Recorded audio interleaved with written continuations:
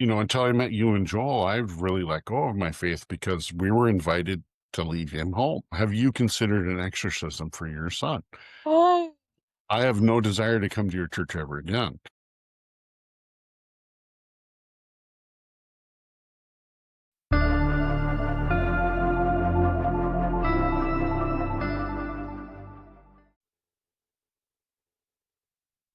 and welcome to another episode of Living with FASD. Carl Young, my good friend. It is so good to have you back in the studio and launching a new playlist with me. I could think of nobody better to introduce the theme of the playlist and then also to welcome in season 4. I can't believe it. It's hard to believe that this has been going on for 4 seasons already. Kudos to you for keeping with it. Thank you. And I will have to admit, some seasons have been longer than others. Season 1 was a full calendar year. Well, June to June. Yeah. You think about the seasons of life, Yeah. Season 2 was fairly short. I had to shut that one down in order to pack up my house and get ready to move to North Dakota. And, yes, we're practically neighbors. No, I know. You're just 3.5 hours away. No, yes, 3.5 hours away from me. But I won't be driving to Bismarck during the winter. I'll see you again in May. So unpredictable in the wintertime. You just never know, and it's best not to risk it if you don't have to. Yeah.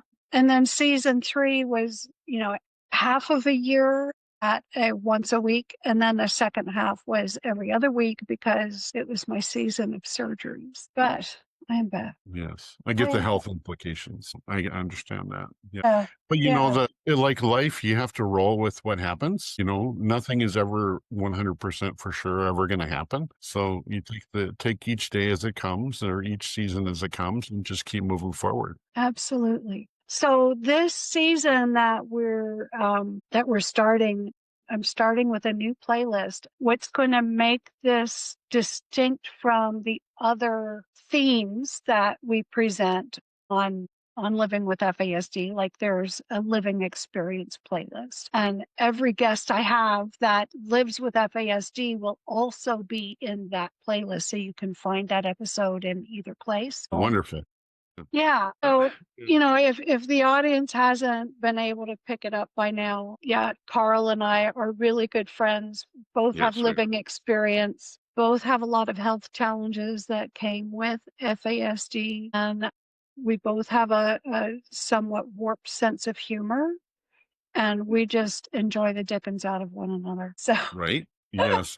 Well, with the sense of humor and all of the different health issues I've been living with for so long, like half my life now, you have to keep your humor because if you don't, things get bleak and dark very quickly. And I don't want to go there. So, so I find humor in every day and in everything that I do. There's got to be some aspect of humor that I can touch on. And that's just the nature of who I am.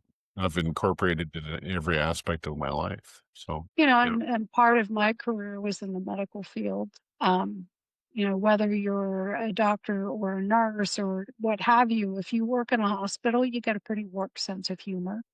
Oh, yes. Yes. I have a family that's in the medical field, and they would say the same thing. Yeah. And then also in mental health and social work, humor is often a way of coping with the trauma that we are surrounded with day in and day out. So, so that's something that we very much enjoy about one another, but we're also both authors in the FASD space. You have cranked out 2 books so far, and you have... Yes, we have 1 book released. Yep, 1 book released for publication. It was released July of 2025. And then the second book will come out by the middle of January. Handy? Can we see the cover? Yes. I don't know if it's going to show here. Just put it in front of your face and the camera will focus on it. Try and find out. Yeah. There you go. Embracing Hope. It's innovative strategies to empower parents raising neurodiverse teens. Yeah. You co-authored that with Joel Shagrin, who has also been on the podcast. Correct. And Joel and I we've been working together for 2.5 years almost on different things. And, it's been an incredible journey and a gift to be able to work with him a couple of hours every day. The things that we've both learned that we didn't know about our children and myself during this process has broadened our perspectives. Yeah. Yeah. And I think Joel would tell you the same thing. Yeah, and that's one of the really cool things about embracing hope is that you're looking at more than just FASD, but Right. you're looking at very common struggles to all neurodivergent people. Correct. And We focus just on ADHD, autism, trauma, because trauma changes your brain, and FASD. But I think that the interventions and the symptoms and all of the things that we talk about in our book, which does not read like a science book, we wrote it for parents. But I think those interventions and those symptoms and the brain-based areas apply to all forms of neurodiversity, like you said, just to varying levels. And what works today, if you use an intervention from our book, what works today might not work tomorrow, but could work again next week. And that's just part of being in the neurodiverse space. And the brilliant thing about that is that with FASD, we see so many comorbidities, and not all of them are physical, but they Correct. also can include other forms of neurodiversity, such as the autism, such as Correct. the ADHD, and definitely trauma. Yes. You Yeah. can't have FASD without having trauma in your history Correct. because the alcohol Mm. itself. Yeah. Yeah. So, And yeah. because a neurodiverse individual has needs that are not typical or expected, Correct. those needs go unaddressed, which causes further trauma Correct. and Yeah. often ends up with kids being rehomed again and again and Correct. again. Again. And Yep. with each Yep. subsequent loss and placement, there's doubling of the trauma. Well, I remember when my son was 8 and came home from his first residential treatment placement, excuse me, and the school had told us and him that they were ready for him to come back. And the first day he was back, they said no. And his only response was, why don't they like him? Simple. And he was 8. Yeah, and rejection is something that we typically face again Oh, and yeah. again and again, which is another topic for this series. Now, as I was starting to use the discussion of your book as a springboard into an introduction of this new playlist, it's for the broader neurodiverse community. The reason I think this separate playlist is so important is because within the broader neurodiverse community, those of us with FASD often find rejection. Yes. And that has a lot to do with the stigma of it having a definitive cause, right? You're not really neurodiverse, it's because your mom drank. Yes. The cause doesn't matter nearly so much as the reality that our brains work differently and sometimes our bodies work differently. And, and those Your brain's response to the environment around you, whether it's noise or smells or anything, is deeply impacted. Yeah. So what I want to do with this playlist, which is going to be every other week through the month, is each episode will focus on a singular or a pair of challenges or struggles that often, two if there's some things that go together all the time. Correct. Talking, like cause and effect. If this happens, then it causes this effect. And oftentimes people with neurodiversity can't relate the two to each other, no matter what the punishment might be for X cause. So no, that's the case with my son. We'll talk more about that later. Yeah. And the difficulty, of course, with not being able to link cause with effect is that it makes it darn near impossible to predict outcomes. Yes, correct. And if you can't do that, then there's no valid reason in our perception to rein in our impulses. So Correct. if we can't link cause and excuse me, I have the hiccups. If we can't link cause and effect, then we end up being very impulsive. Yes. Mhm. and Well, having to relearn the same lessons over and over and over again. I have impulse issues really, and I've been able to control them since I was 17, but they're still there. So I hate shopping. I go buying. I have a list. If it's not on my list, it's not coming home. But my goal is to get through the store as fast as humanly possible. So impulse control is something we could talk about too at some point if you'd like. But it's hard. I think we can pair that with cause and effect when we do that episode. Let's stand here and visit. Why do you want to rush through the store? Well, because I'm extremely uncomfortable, and it's not just the noise from the light. But, those things impact, I know people with autism, ADHD, and trauma, and it impacts each of those people in different ways, of course, but it still impacts them. So to couple other aspects of neurodiversity into the conversation on FASD is, I think, a significantly important step. Because, like we say in our book, most of the people who have FASD were previously diagnosed with ADHD, autism, trauma, and OCD, or any of the 20 other conditions. Yeah, the conditions that have characteristics in common with FASD. Either the providers are not familiar enough with FASD to begin to ask the questions they need to rule it out, or they just see, well, we can get you services if we use this other label instead. Correct. So that's how services get to us, but they're not necessarily a good match for us. Correct. Because they're really geared for only some of our challenges. Well, I've had a provider say, we don't like to diagnose prenatal alcohol exposure because of the stigma. Well, we're doing a disservice to people who only have autism, if only you have autism. And I use that tongue in cheek because autism is a whole separate thing all by itself. And I personally know people with autism to take services that aren't entirely appropriate for somebody with prenatal alcohol exposure and apply them broadly to that person is doing both them with the prenatal alcohol exposure and the person with autism a disservice, because it dilutes the level or amount of services that person with autism who truly has autism will get. And that's important. It muddies up the statistics. And it muddies up the statistics. So it looks like our autism rate is escalating, and it might not be, and it might be because of misdiagnosis. Yeah, it's hard. Think, we could roll force with that conversation all day long. Somebody with FASD might have autism. They might, but the characteristics are so similar in a lot of ways, but they're also vastly different. I think that truly that very issue is what is behind the skyrocketing autism rates in the last few years, whereas those of us who are more aligned with the FASD space have been predicting this outcome for years. Because when people were forced to contend with all the constraints around COVID-19, having to work from home, having their work hours curtailed, having to accept vaccination or choose that or their jobs and livelihood, having, all those things are very traumatizing.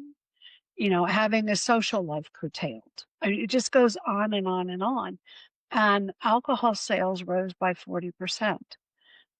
Admitting to drinking during pregnancy rose by 50%. Right.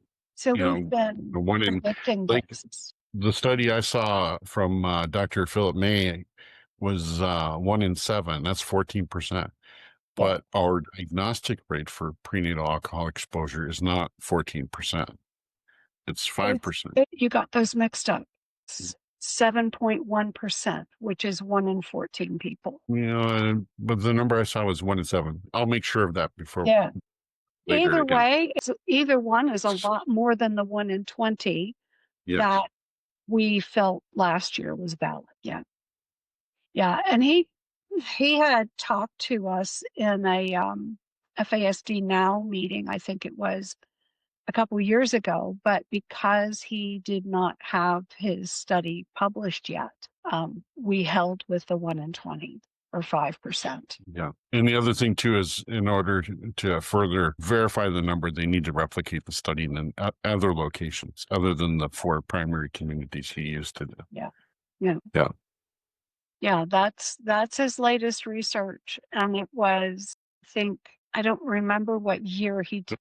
Yes. But the important thing is to get the characteristics and the challenges that the community is facing, the whole community, not just the FASD community. Yeah.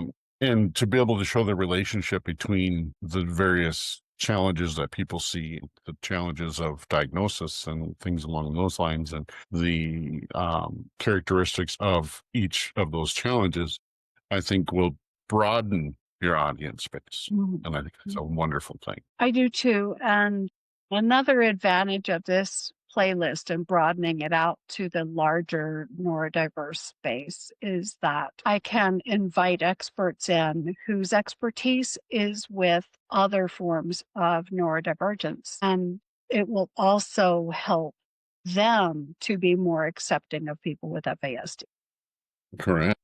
and to share that within their spheres of influence in these other spaces. Well, and I find myself giving my medical team, and I see a lot of different specialists for my health education on prenatal alcohol exposure every time I go to them. Oh, did I tell you this? Or did I tell you this? And what I find fascinating is the only person in my medical team who knew anything about FASD before I sat down in their office is my dentist. Really? And I had to have dental work done before I had my shoulder rebuilt this summer. And he saw I was wearing an FASD shirt that had the definition of FASD on it. And he said, well, how do you know about FASD? I said, well, my son has it. And I was just diagnosed a year ago at that time. And he said, well, that's why you have so many problems with your teeth. So you know what FASD? Oh, yeah. And out of all of my medical team, he's the only one that's ever knew about it before I did too. And if more social workers and child welfare knew that with the kids that come into care, if they realize that if they see the kids with a mouthful of silver caps, that means there's alcohol exposure there. Right. It's not because mom doesn't give a hoot about nutrition. It's because the enamel never formed properly and their teeth rotted. Yeah. And that's been my issue is my enamel does not stay.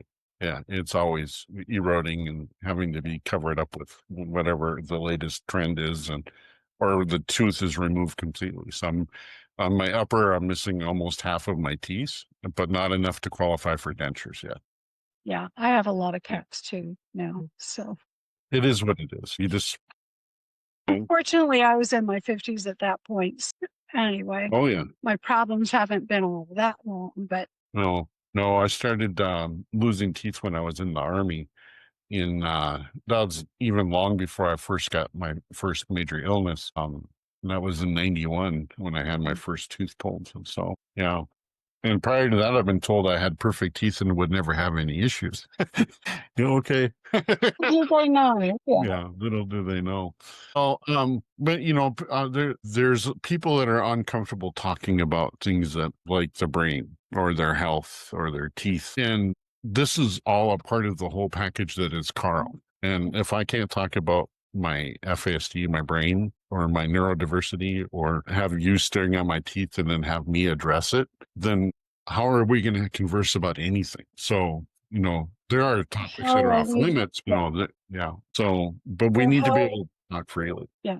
Or how are we going to share the very important message that it's not just the brain, right? Or it's not just behaviors, but it is a total diagnosis affecting, definitely the mind, but also the body. Well, I'm researching a book I think I might have told you this before, but for medical professionals about FASD, and the physical components that are impacted by FASD. It is literally the whole body. There's nothing just brain-based about it. Yes, the impact that other people experiences from the brain-based impact, but the impact on me personally has been total body. There's not one part of my systems that is not affected by prenatal alcohol exposure. Yeah, and the key is whatever is developing at the time of exposure. Right. That's what takes a hit. I don't have the facial features. I have the eyes, but not the mouth. Right. You don't look like you have FAS. Well, you don't look like you have Downs. So I don't think you have Downs, do you? I've had people, when I go somewhere with my service dog say, well, you don't look like a diabetic. And I'm like, we have a look. Right? Yeah. Yeah. You don't look like you have I, neuropathy, or I don't have you're a not red yellow. tip So pain. you From have stage 4 liver disease if you're not yellow. And I've seen what liver disease does to people. My mom had cirrhosis of the liver 27 years ago, and she eventually recovered. But I saw what it did to her. So I was a little surprised when they diagnosed me with stage 4 liver disease, because I didn't have any of those symptoms. Well, You know, but you are a unique person, and most likely the cause of your liver diseases were different between you and your mom. yes, very much so. But the thing that makes you and I unique amongst a lot of the population, not just in the neurodiverse, but across the world, is we're open to talking about things that make other people uncomfortable. And there should be nothing uncomfortable about having this kind of a conversation. It's just I, part of the human existence. yeah. I think too, though, there can be some genuine shame looking back at some of the things that were done as a, a teenager or young adult during those transition years, which can be ugly for anybody, let alone someone that has the challenges that we do with FASD. Yeah. Well, Yeah. I look back at my teens and my childhood, and I have regrets, but I can't live in those regrets because I can't go back and change them. They are a part of who I came to be. Yeah. Because when I turned 18, I vowed I was never going to be in jail. I was never going to do bad things. I was never going to steal. I was never going to do this, never going to do that. I stopped the fighting. I stopped all of those things. And I did it cold with the help of a probation officer. But, that was, well, I'm going to be 54. So that was a few years ago. But I know people that knew me back then who are still holding grudges. And I'm like, you need to let that go for yourself, not for me. It's not going to help me. You need to let it go for your own mental health, because there's nothing we can do to change it. It happened. In your own life. I know in my part, when I look back, like what I found is that, I self-identified as FASD when I was studying it so I could better support the kids and families on my caseload as a foster and adoption social worker. And I recognized so much of myself. So I asked my mom, she confirmed daily drinking, as it was the 60s. Nobody knew any better. And what I found is that it didn't change any of my history, but it enabled me to reframe my challenges, whether they were lifelong challenges, like when I see a squirrel. Oh, yes. If you talk to my co-writer about squirrels and rabbit holes, and he'll tell you I will find them all. That too. But being able to understand the whys, it took, with some of the things that I did during those transition years, intellectually, I was always gifted. I started college at 16, which not many people can do, but I kept changing my major and changing schools along with that. And which is definitely an FASD thing, where we don't stick with things for very long.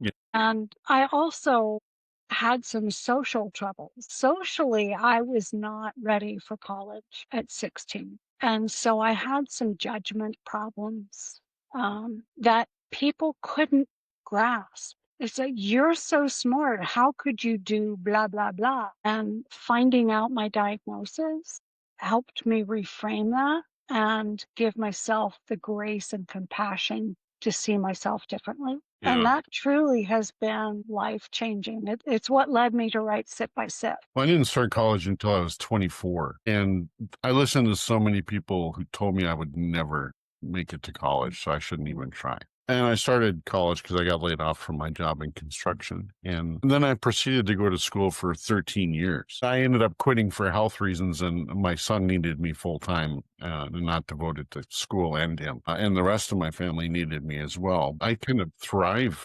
in a learning type environment. I don't, not that I want to go back to school, but I like writing papers. I like research. Those things don't bother me in the least. Yeah, I don't recommend it for a lot of people, simply because a degree doesn't get you very far like it used to. Yeah. And even the degrees that are there don't necessarily give you the salary base that justifies the debt. Yeah. So Oh no, if I was to finish my PhD, it would run probably another 35,000 to get to where I could finish my dissertation. Because it's been so long, there's some classes I'd have to retake. But at this point in my life, with my health being what it is, I don't want to incur that debt. I'm in the 'Cause, same position. would there be an advantage to getting a doctorate right now? Yes, given what I know and what I've helped write and what we've got coming out in the future, there would be an advantage to having a PhD. But is it worth all of the investment in my time and money and energy? No. That's how I feel as well. But Yeah.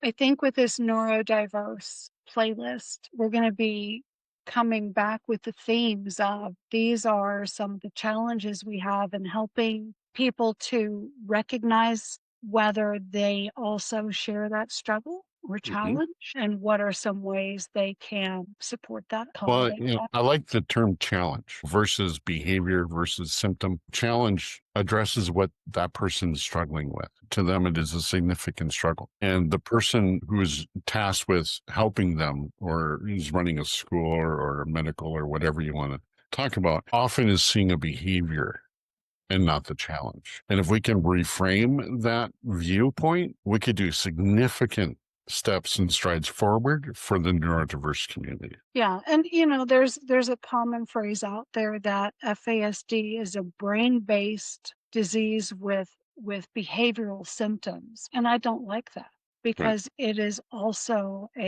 it's a physical diagnosis Very as much well. so. Yeah. And to And be it's a fair, mental diagnosis and a neurological diagnosis.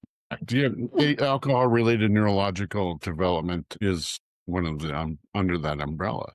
So, Cannot successfully address neurological and developmental issues with right. psychology, Correct. with mental health.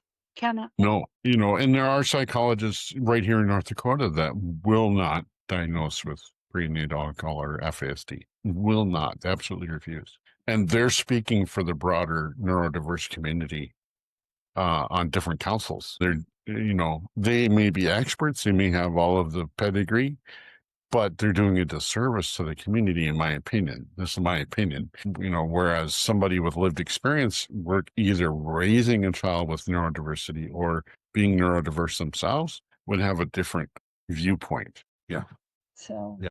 If you have somebody come on and talk about developmental age versus chronological age, otherwise known as dysmaturity, that's a significant challenge. it is. If somebody's physically 18 years old and developmentally 10 or 11, and we're still expecting them to act and respond as adults, Yeah. that I saw that very clearly being played out when I was the on-call social worker. And for the foster care program where I worked, we also had a transitional age housing program. yeah, And so we would rotate, being on call and just manage all the programs. And those young adults were in their own apartments. And the issues that they would call us with in the middle of the night were typical issues for a neurotypical person that was 11 or 12 at best. And it left a lot of the social workers scratching their head like,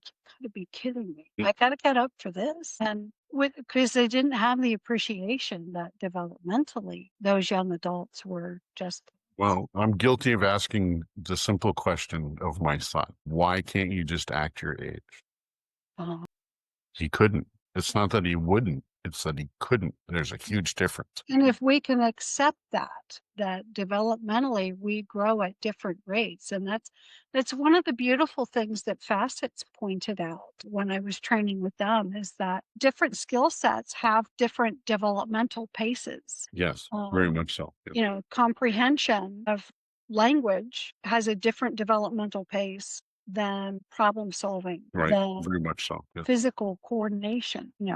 You can have those high schoolers that are really good in track and field or on the football team or whatever. And because they're so good at that, people overlook their challenges. Right. And then they're left scratching their head like, well, you've got to be doing this on purpose for whatever Yes. reason. Yeah. Yeah. And it's not purposeful if they can't control parts of their brain like the way they would want to, because kids are not inherently evil. Most kids are not inherently. I'm sure there are some, but I don't think that our son is necessarily evil. I think it's just the way his brain is built. Well, And I I think learned true sociopaths are really very rare. right. That was one of the things Joel and I talk about regularly in regards to embracing hope is we learned so much about a different way to parent our kids. I mean, I learned things that we wrote in the book that I wish I would have known when my son was 5, because it would have changed how we approached his care and his needs. How old was he when he was diagnosed? Yeah. Two Things and a that half, you learned 10 years too late. 10 years too late. But on the Yeah. other hand, with the things we learn about FASD, we don't learn it all in an hour. No, and I've been asked that, how do you know so much about FASD? Well, he's 9, but we knew he had a brain disorder of some kind when he was 5. So first I learned everything I could about ADHD. Then I learned everything I could about autism. Then I learned everything I could about trauma. And then when he was diagnosed with FASD at 15, I began to It all consume fit together. vast amounts of information about FASD. And then in talking with my co-writer, Joel, we started putting the pieces together and like, well, these challenges are the same amongst all 4 of these conditions. Can the interventions work? And we were able to show through research that, yeah, the interventions could most likely work. Yeah. Yeah. So for everyone watching today, I would encourage you to go to Amazon, or are you also on Ingram Sparks? Can local booksellers? No, we're on Amazon, we're on Barnes and Noble, and we're on Lulu. Okay. So if you order from Lulu, you're ordering from us directly. If you order from Amazon, you're ordering from Amazon. And and same with Barnes and Noble. I haven't looked at my local Barnes and Noble because it's in the mall, and I really don't like going to the mall because of the sensory issues. So I don't know if they have our book on the shelf or not. But yeah, Send your wife. it is available in multiple places. There's a conference coming up this spring in Minneapolis that we've been invited to host a book signing at. So Oh, now it's more about that in February. But yeah, we're excited, and we have more books planned. We have one for ministry teams, faith leaders, and we have one planned for educators, one for social workers, one for clinicians, one for criminal justice. So is the material the same in each book? No, there are different aspects or different things that we cover for faith leaders that we didn't cover, or that there's less in the faith leaders book than there is in the parent book, because they're not going to address some of the challenges that a parent would. hopefully they will learn enough to stop throwing our kids out. Yeah. And until I met you and Joel, I've really let go of my faith because we were invited to leave him home. Have you considered an exorcism for your son? I have no desire to come to your church ever again. And that's a reality that I'm finding a lot of parents of neurodiverse kids have faced. And that's really Tragic. not what faith is about. Yeah. Yeah. Because anybody in general needs as broad a blanket of support Correct. as they can find. And it's especially true for those of us who have a neurodivergence. Correct. Very we much so. we need that support system. Yeah. My son didn't, and I didn't, and you didn't choose to be born with a brain-based difference. It's who we are. And you can either accept it or not. That's up to you, but that's who we are. That's another topic that we might be able to get into at some point is identity. There's a big push for person first, diagnosis following. But while I can understand that and appreciate that, those of us who are older are less bothered by the name of a condition being used as an adjective. Correct. Yeah. And I see this argument even with the diabetes. My child has diabetes. It does not have him. Right. But, when I was growing up, I would say I am a diabetic. Is that all of me? Of course not. Right. But it does describe me. And so I'm one of the people that really could care less. But for some people, that has a significant meaning. Yes. That shapes their emotions. Yes. And we just need to be respectful with everybody, no matter what their age, what's their individual preference for person first or Yes. not. No, when I was advocating for the FASD, oh yeah, that's fine. Yeah. Yeah. Anyway, Hey, don't eat my sweater. but I really am Everybody impressed meet with your Duke. move to embrace neurodiversity as a broader community. That impresses me. I give you major kudos for that. Thank you, my friend. And there's several of us who are making this move. Facets made it, right? When they republished Trying Differently Rather Than Harder, they made this leap as well. And then you and Joel did so with your book. It really does need to, and I also welcome the idea of doing a deep dive into each challenge. Oh, yeah, And, definitely. of course, it won't be an exhausting list. No. How could it be? We're all so different one from another. We could talk about different challenges for the next 30 years and still not cover them all. Yeah. And I hope not to still be doing a podcast 30 years from now, because frankly, I don't want to live to be 92. My body's already falling apart. But my doctor told me my body is aging faster than it should be. And that's just the reality of having FASD. Yeah. Yeah. Yeah. All right, my friend. Well, thank you for welcoming in season 4 with me. Yeah. I hope you have a wonderful, wonderful evening. And I really am looking forward to the next season. Yeah. Thank you. Yes. Thank you, my friend. Be blessed. Be well. You take care of yourself. And all right. Give lots of love to that dog. You have more than one, yes? He's our 4th. I have 2 dogs. That's enough. Okay. Anyway, take care, my friend. Be well. Thank you. See you around. I hope you found today's candid conversation to be enjoyable, hopefully humorous. Definitely, I hope you found it valuable in terms of adding to the depth and breadth of your knowledge about fetal alcohol spectrum disorders. It is my honor and great pleasure to bring more perspectives and more information to you week by week. I want to thank you for being a valuable part of this podcast family. And please like, share, and subscribe to the podcast on whatever platform you follow me on, so that more people can discover the show and learn more about FASD in the process. If you want to reach out to today's guest, please check the show notes for their contact information, any links that they provided for me to share with you. Also, there will be links for the things that I have to offer. For instance, any professional development training or community organization training that you might be interested in ranging for, or coaching services for yourself as a neurodivergent adult or as a parent of a little, please check out my website at patriciakasper.com. And if you want to pick up a copy of my book, Sip by Sip, Candid Conversations with Adults Living with FASD, you can do so at books.by/yourfasdcoach or on Amazon. Okay, that is a wrap. I want to thank you again for showing up week after week. I hope you really enjoyed today's candid conversation, and we'll see you next time. Take care.